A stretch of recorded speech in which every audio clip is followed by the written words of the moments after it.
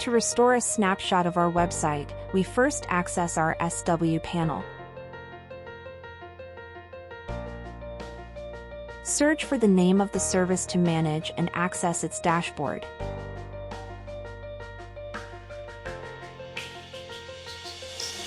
Access the section Keep and Recover My Data Snapshots.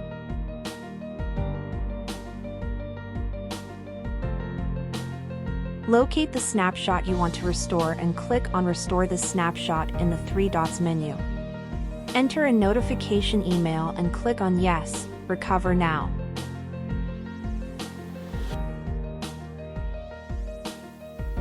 We wait for the snapshot restoration process to finish and we will have the website restored.